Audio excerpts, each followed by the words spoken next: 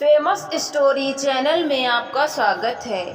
आइए आज हम आपको सुनाते हैं भगवती चरण वर्मा की कहानी 6 आने का टिकट। उस दिन जब मैं दफ्तर पहुंचा तो मैंने एक सज्जन को अपनी कुर्सी पर बैठा हुआ पाया।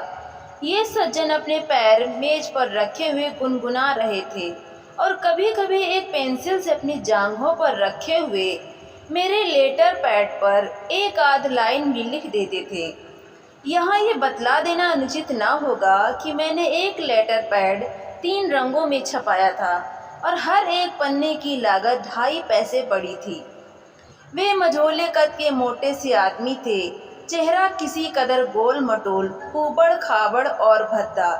उनकी मूछें आधी और अच्छी तरह से छटी हुई, आंखें बिल्ली की तरह बिजली के पंखे की हवा में इनकी चुटिया फहरा रही थी और यह बतला रही थी कि ये सज्जन काफ़ी मौज में हैं।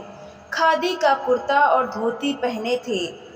मेज के पास पड़े हुए तख्त पर मैं बैठ गया, यह समझकर कि दफ्तर के किसी कर्मचारी के मुलाकाती होंगे, और सुबह आए हुए पत्रों को उलटने पुलटने लगा। एकाएक इनकी निगाह मुझ पर पड़ी। मैं उस समय कुछ सिकुड़ा हुआ, कुछ सहमा हुआ एक पत्रिका के एक विशेष लेख को पढ़ रहा था, जिसमें हिंदी वालों को यह सूचित किया गया था कि मैं घमंडी हूँ, मक्कार हूँ, मूर्ख हूँ। उन्होंने मुझे कुछ देर तक गौर से देखा। शायद मेरी मुद्रा देखकर उन्हें कुछ दया आई। उन्होंने मुस्कुराते हुए मुझसे पूछा, क्या आप इस दफ्तर में काम करते हैं? बहुत विनयपूर्वक मैंने उत्तर दिया, जी हाँ।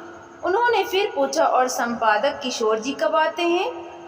कोई समय तो उनका ठीक नहीं है, क्या आप उनसे मिलना चाहते हैं? मैंने पूछा, जी मैं उन्हीं से मिलने आया हूँ, अभी हावड़ा स्टेशन से आ रहा हूँ। वो सामने मेरा असबाब रखा है, मेरी उनकी मित्रता है, सोचा मिल आऊं और चला आया। वे रहते कहाँ हैं? और वास्तव में उनका ट्रंक और बिस्तर वहीं रखा था। उनके असबाब को देखकर मैं घबराया, लेकिन जब उन्होंने मेरे मकान का पता पूछा तो मैं मर्माहत सा हो गया। मैंने कहा, जी रहते तो वे यहाँ से करीब 10 मील की दूरी पर हैं, लेकिन शायद आजकल वे यहाँ नहीं हैं। 1 हफ्ते बाद उनके लौटने की खबर है। अरे वे यहाँ नहीं हैं? खैर दफ्तर तो है, यहीं रहूँगा। 1 हफ्ता कोई बड़ी बात नहीं है, इंतज़ार करूँगा। यह वार खाली गया। मैं सोच ही रहा था कि यह दूसरा वार कौन सा हो कि मेरे सहकारी श्री राम ने प्रवेश किया। आते ही उन्होंने कहा, नमस्कार किशोर जी, आज ज़रा देर हो गई, क्षमा कीजिएगा। मेरे सहकारी की बात सुनते ही वे उठकर खड़े हो गए। बड़ी भक्ति के साथ हाथ जोड़कर उन्होंने मुझसे कहा, आहा आप ही किशोर जी हैं। आपने दिल लगी तो खूब की, आप मुझे जानते ही हैं। मैं हूँ राम खिलावन शरण नारायण प्रसाद सिंह, वही जिसने आपको 6 कविताएं भेजी थीं, जिस पर आपने लिखा था कि खो गईं, और जिस पर मैंने 12 कविताएं भेजी तो आपने लिखा था कि आंधी में उड़ गईं, और फिर मैंने 18 भेजी थी तो आपने लिखा कि जिस कंपोजिटर को आपने कविताएं कंपोज करने को दी थी उस पर उनका इतना प्रभाव पड़ा कि वो साधु बन गया और कविताएं अपने साथ लेता गया। लिहाजा मैं खुद अपनी 24 कविताएं लेकर आपकी सेवा में उपस्थित हुआ हूँ। अब मुझे भी आतिथ्य सत्कार की सरगर्मी दिखलाने को मजबूर होना पड़ा। मैंने कहा, ओह तो आप ही राम खिलावन शरण नारायण प्रसाद सिंह हैं। आपका स्कूटी में स्वागत है। आपके दर्शनों से मैं कृतार्थ हो गया। इसके बाद मैंने अपने सहकारी से कहा, श्री राम जी आपके ठहरने का प्रबंध छेदीलाल जी के धर्मशाले में करा दें। कमरा अच्छा होना चाहिए। और लेकिन मेरी बात पूरी न हो पाई कि बीच ही में मेरे अतिथि ने बात काट कर कहा, जी धर्मशाले में ठहरना मैं कभी पसंद नहीं करता। चोरों और बदमाशों का वहाँ जमघट रहता है। मैं इसी दफ्तर के अतिथि गृह में ठहर जाऊंगा। उससे आपकी सेवा करने का मुझे पूरा अवसर प्राप्त होगा। मेरे दफ्तर में अतिथियों के लिए एक कमरा है। इसका पता भगवान जाने किस प्रकार श्री राम खिलावन शरण ने लगा लिया था। मैं निरुत्तर रह गया। 4 दिन बाद सुबह के समय जब मैं सोकर उठा तो मुझे यह देखकर महान आश्चर्य हुआ कि श्री राम खिलावन शरण नारायण प्रसाद सिंह बरामदे में एक कुर्सी पर बैठे हैं और उनके सामने उनका बिस्तरा तथा ट्रंक रखा है। मुझे देखते ही वे तपाक के साथ उठे। प्रणाम करके मुस्कुराते हुए उन्होंने मुझसे कहा, कल रात मैंने यह तय किया कि मुझसे आपका संपर्क पूर्ण रूप से प्राप्त नहीं हो रहा, क्योंकि दफ्तर में दिन भर आप व्यस्त रहते हैं। आपकी अमृतवाणी मैं नहीं सुन पाता, लिहाजा मेरा आपके घर में आपके साथ ही ठहरना उचित होगा। इसके साथ ही बाजार का भोजन मुझे रुचिकर नहीं होता, यहाँ घर का भोजन मिलेगा। मेरी सबसे बड़ी कमजोरी यह है कि आदमी मैं मुरव्वत वाला हूँ और आसानी से ना नहीं कह सकता हूँ।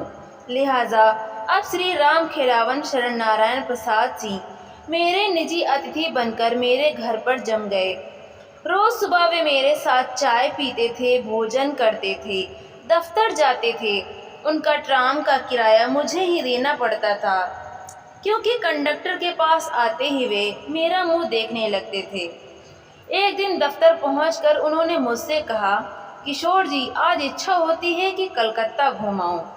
बड़ी प्रसन्नता की बात है, मैंने उत्तर दिया। ज़रा आप अपना ट्राम का टिकट दे दीजिए, वो मेरे नाम है, आप पकड़े जाएंगे। मैंने कहा, वाह, आपके दफ्तर के सभी आदमी तो उसका प्रयोग करते हैं, मैं क्या मूर्ख हूँ जो पकड़ा जाऊँगा। और उस दिन वे मेरा ट्राम का टिकट ले गए। मुझे अपने आदमियों को ट्राम का किराया देकर ट्राम पर भेजना पड़ा और शाम को जो मैंने हिसाब लगाया तो 10 आने का मुझे नुकसान हुआ। दूसरे दिन जब उन्होंने फिर ट्राम का टिकट मांगा तो मैंने उत्तर दिया, मुझे बड़ा दुख है, ट्राम का टिकट मुझसे एक मित्र ले गए। उन्होंने ठंडी सांस भरकर कहा, कोई बात नहीं, मैं उनकी प्रतीक्षा कर रहा हूँ, उनके आने पर चला जाऊँगा। और इस दिन अपने झूठ को छिपाने के लिए दिन भर अपने आदमियों को ट्राम के किरायों के पैसे देकर भेजना पड़ा। उस दिन 12 आने का नुकसान हुआ। तीसरे दिन उन्होंने फिर ट्राम का टिकट मांगा और मैंने फिर वही बहाना किया। पर उस दिन के लिए मैंने एक स्कीम सोच ली थी। जैसे ही दफ्तर का कोई कर्मचारी बाहर जाने लगता तो मैं उसके साथ दफ्तर के बाहर निकला। बाहर निकलकर एकांत में उसे अपना टिकट दिया और उसे कह दिया कि वह मुझे बुलाकर एकांत में ही टिकट वापस भी करे। लिहाजा रोज का अब मेरा यही दस्तूर हो गया। इतवार के दिन सुबह मेरे साथ चाय पीते हुए श्री राम खिलावन शरण नारायण प्रसाद सिंह ने मुझसे कहा, किशोर जी, आज तो आपकी छुट्टी है, आज आप मुझे कलकत्ता घुमा दीजिए। मैं उस दिन कुछ झल्लाया हुआ था। मैंने उत्तर दिया, मुझे दुख है कि मुझे आपकी सेवा करने से वंचित रहना पड़ेगा, क्योंकि मुझे आज कई लोगों से मिलने जाना है। और यह कहकर मैंने अपने नौकर भीखू को आवाज़ दी, देखो, बाबूजी को आज शहर घुमा लाओ, 2 6 आने वाले टिकट ले लेना दिन भर के।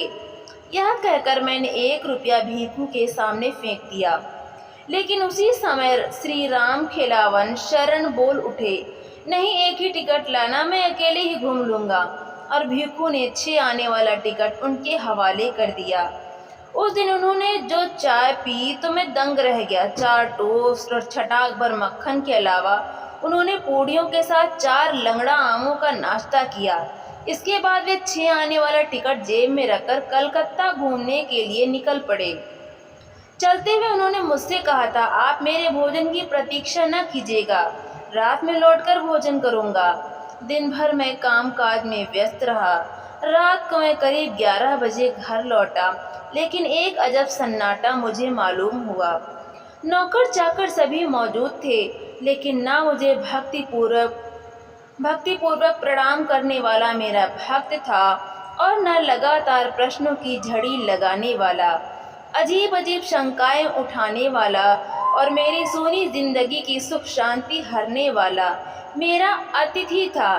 यानी श्री राम खिलावन शरण जी अभी तक न लौटे थे। नौकर मेरा खाना ले आया, लेकिन यकीन दिलाता हूँ मुझसे खाना ना खाया गया। मैं न जाने क्यों अपने अतिथि के लिए चिंतित हो उठा था। कलकत्ता बहुत अच्छा नगर नहीं है और श्री राम खिलावन अपने जीवन का जहाज लेकर अकेले ही इस कलकत्ता नामक महासागर में निकल पड़े थे। मुझे चिंता हो रही थी कि कहीं बस के नीचे तो नहीं आ गए। या रास्ता तो नहीं भूल गए, या उन्हें कोई भगा तो नहीं ले गया। मुझे अच्छी नींद भी नहीं आई। बिस्तर पर मैं करवटें बदलने लगा। मुझे आश्चर्य हो रहा था कि श्री राम खिलावन शरण के प्रति मुझ में इतनी अधिक ममता कैसे आ गई। एकाएक मैं चौंक उठा। टेलीफोन की घंटी बज रही थी। मैं उठा, घड़ी पर मेरी नज़र गई और उस समय 3 बजे थे। धड़कते दिल के साथ कांपते हुए हाथों से मैंने रिसीवर उठाया। हेलो, उत्तर मिला, भवानीपुर थाने से बोल रहा हूँ। आपके यहाँ कोई राम खिलावन शरण प्रसाद सिंह तो नहीं ठहरे हैं? मेरा चेहरा पीला पड़ गया। मैंने घबरा कर पूछा, खैरियत तो है? जिंदा है ना? एक हंसी की आवाज़ सुनाई पड़ी। जी हाँ, है तो खैरियत से, लेकिन पिए हुए हैं। आध घंटा हुआ लाए गए हैं, आप उन्हें ले जाइए। रिसीवर मैंने रख दिया। मैं आसमान से गिरा तो हमारे श्री राम खिलावन शरण प्रसाद सिंह इतने पहुँचे हुए आदमी हैं। विश्वासों को एक भयानक धक्का लगा। जी चाहता था कि ज़मीन फट जाए और मैं उसमें समा जाऊं। जब श्री राम खिलावन शरण नारायण प्रसाद सिंह ऐसे आदमी पी सकते हैं और इतनी पी सकते हैं कि थाने में बांध दिए जाएं, तब मेरे ना पीने के अर्थ यही थे कि मेरी जिंदगी अकारत गई। बहरहाल अपने अतिथि को हवालात से लाना ही था और मैं हवालात पहुंचा। 5 रुपए देकर राम खिलावन शरण को मैंने छुड़ाया और उन्हें घर लाया। घर आते ही श्री राम खिलावन शरण ने खींचकर 1 गिलास पानी पिया और फिर मत्था पकड़कर बैठ गए। अब देखिए कि उनकी आंखों से टप टप आंसू गिर रहे हैं और वे मौन बैठे हैं। न हिलते हैं, न डुलते हैं, न बोलते हैं, न चालते हैं। आखिरकार मुझे बात आरंभ करनी पड़ी। राम खिलावन शरण जी, भला आपको यह क्या सूझी कि आप पी कर रास्ते में निकले? इस सवाल का पूछा जाना था कि श्री राम खिलावन के उद्गारों का फूट निकलना था। मैं शपथ से कहता हूँ कि मैंने मदिरा पान का जघन्य पाप नहीं किया है। बदमाश पुलिस वालों ने मुझे ज़बरदस्ती ही बंद कर दिया। यह क्यों? मैंने पूछा। यह मेरा दुर्भाग्य है। मुझ में अब जान नहीं है। इतना थका हुआ हूँ। आज 6 आने के टिकट ने मुझे मार डाला। यह कैसे? सहानुभूति दिखाते हुए मैंने पूछा, पर मुझ में सहानुभूति की अपेक्षा कौतूहल की मात्रा अधिक थी। देखिए किशोर जी, आपने मुझे 6 आने का टिकट दे ही दिया था। जब मैं कलकत्ता घूमने निकला तो मैंने 2 आने पैसे और साथ में ले लिए कि वक्त ज़रूरत काम आएंगे। अब मैं रवाना हुआ। ट्राम पर बैठ जाता था, जहाँ तक जाती थी वहाँ तक जाता था और उसी ट्राम पर धर्मतल्ला वापस आता था। टालीगंज गया, बालीगंज गया, बेहला गया, खिदरपुर गया, पार्क सर्कस गया, सियालदा और राजा बाजार गया, श्याम बाजार गया, बाग बाजार गया, डलहौजी गया, हाई कोर्ट गया, बऊ बाजार गया, हैरिसन रोड गया और नीम तल्ला भी मैं घूम आया। शाम को थोड़ी सी भूख लगी थी तो पास में 2 आने पैसे थे ही। नाश्ता डटकर किया। अब करीब 10 बजे मैं हैरिसन रोड और चितपुर रोड चौराहे पर उतरा। मैंने हिसाब लगाया, 6 आने के टिकट से मैं 1 रुपया 12 आने का घूम चुका था और घर आने में 2 आने का और सफ़र करता तो इस प्रकार 1 रुपये 14 आने का घूम चुकता और 6 आने में अपने हिसाब से मुझे 1.5 रुपया का घूमना चाहिए था। इसलिए मुझे संतोष करके उस समय लौट आना चाहिए था। लेकिन मालूम होता है कि उस समय मुझ पर शैतान सवार था, क्योंकि एकाएक ख्याल आया कि खर्च 6 आने नहीं बल्कि 8 आने हुए हैं, क्योंकि 2 आने का नाश्ता तो घूमने के सिलसिले में ही मैंने किया था और 8 आने के हिसाब से मुझे 2 रुपये का घूमना चाहिए था। इधर यह ख्याल आया और उधर मुझे एक ट्राम दिखलाई दी जिस पर बेलगछिया लिखा था। एकाएक मुझे ख्याल आया कि बेलगछिया अभी तक नहीं गया और मैं उस ट्राम में बैठ गया। बेलगछिया पहुंचकर मैं इस आशा से ट्राम में बैठा रहा कि अब वापस जाएगी, लेकिन एक आदमी ने आकर मुझसे कहा, अब आप जाइए। मैंने कहा, मैं धर्मतल्ला जाऊंगा। उसने घड़ी की तरफ इशारा करते हुए कहा, 11 बज गए हैं, देख रहे हैं आप? अब यहाँ से कोई ट्राम नहीं जाएगी। किशोर जी, मैं चौंक उठा। मैंने कहा, क्या यहाँ से क्या कोई ट्राम नहीं जाएगी? उसने कहा, कह तो दिया नहीं जाएगी, अभी बस मिल जाएगी, चले जाओ। मैं उठा, लेकिन मेरी जेब में एक पैसा नहीं, भला बस पर कैसे आता? मैंने उस आदमी से पूछा, धर्मतल्ला यहाँ से कितनी दूर है? उसने जवाब दिया, होगा कोई 5 मील। और किशोर जी, मैं पैदल धर्मतल्ले की तरफ रवाना हुआ। करीब 12:30 बजे मैं धर्मतल्ला पहुंचा, बुरी तरह थका हुआ। धर्मतल्ला में भी कोई ट्राम नहीं मिली और इसलिए मुझे वहां से भी पैदल ही रगड़ना पड़ा। 1:30 बजे के करीब मैं उस बड़े चौराहे पर पहुंचा। किशोर जी, जरा देखिए, 9 मील पैदल चलकर आया था, दिन भर खाया भी नहीं था, प्यास जोरों से लगी थी, पैर लड़खड़ा रहे थे, आंखें निकली पड़ती थीं। और उसी समय एक पुलिस वाले ने बढ़कर मुझसे पूछा, तुम कौन हो? मैं ऐसा बेकाबू और बेहोश था कि मेरे मुंह से शायद शब्द ही नहीं निकले, और अगर निकले भी तो टूटे फूटे, बिना मतलब के रहे होंगे। तब तक एक दूसरा पुलिस वाला आ गया। उसने पहले से पूछा कि मामला क्या है? दूसरे ने जवाब दिया, मालूम होता है सार दारू पिए हैं, पैर सीध ना ही पड़त हैं, जबान ना ही खुलत है, नशा में बेहोश है। दूसरे ने कहा, तो फिर थाना ले चलो, काल सुबह होश आ जाई।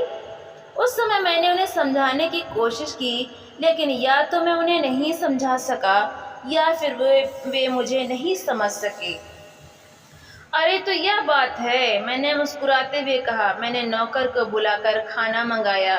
वे भोजन करने लगे और मैंने उनसे कहा, आपका अनुभव तो बुरा हुआ है, अब मेरी सलाह यह है कि आप कल सुबह अपने घर वापस चले जाएं। आप अच्छी साइट पर घर से नहीं चले थे। खाना खाते हुए उन्होंने कहा, जी हाँ किशोर जी, बात तो ठीक है, लेकिन मेरे मामा के ससुर के बहनोई जो टिकट कलेक्टर हैं और मुझे कलकत्ता मुफ्त लाए थे, कह गए थे कि करीब 15 दिन में वापस लौटेंगे, तब साथ ले जाएंगे। 12 दिन हो गए हैं, 2-3 दिन में आने वाले हैं, तब चला जाऊंगा। लेकिन इस घटना को हुए करीब 15 दिन हो गए हैं और मेरा घर अभी तक आबाद है, क्योंकि श्री राम खिलावन शरण नारायण प्रसाद सिंह के मामा के ससुर के बहनोई अभी तक वापस नहीं लौटे हैं। तो दोस्तों, आपको ये कहानी कैसी लगी? लाइक करें, शेयर करें और कमेंट करके हमें ज़रूर बताएं। और ऐसी ही कहानियाँ सुनने के लिए हमारे चैनल को सब्सक्राइब करना बिल्कुल भी ना भूलें। तो मिलते हैं अगली नई कहानी के साथ। बहुत